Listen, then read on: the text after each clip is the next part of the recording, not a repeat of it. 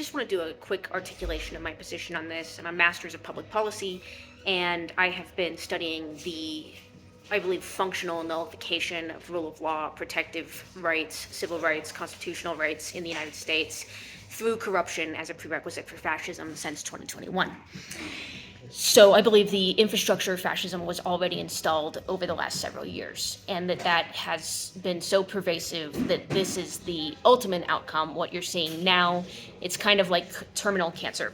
So by the time you see tumors everywhere and it's visible, it's too late to treat it or remove it. You can't operate on it. So I think once we accept that, we're actually in a lot better position, because some of the things that I have seen that really upset me is, having been through this myself, I realized that the advocacy toolbox that you would normally employ to solve problems or to accomplish social change no longer functions.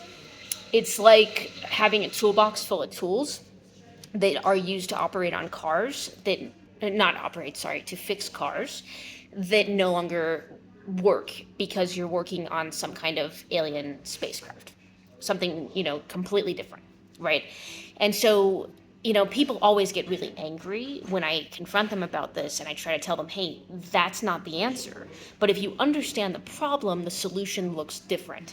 So in attempting to engage with what I like to call pseudo-enforcement mechanisms, or any kind of traditional means, any infrastructure that is supposed to function within democracy as a check and balance, elections, campaigns, things like that, that's not going to work for us. So there really is no way we can vote our way out of this.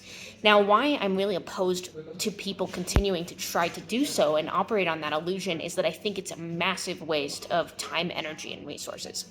So think, for example, about Kamala Harris's campaign and how much money was wasted on that. It was an extraordinarily expensive, celebrity-fueled campaign, issue-less, big PR propaganda thing, right?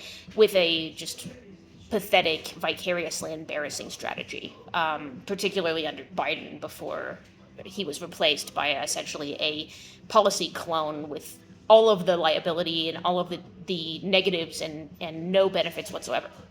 So everybody who had donated money to that could have given that same amount of money to getting passports for transgender people, providing resources, funding things, providing mutual aid, and we would be in a lot better position right now.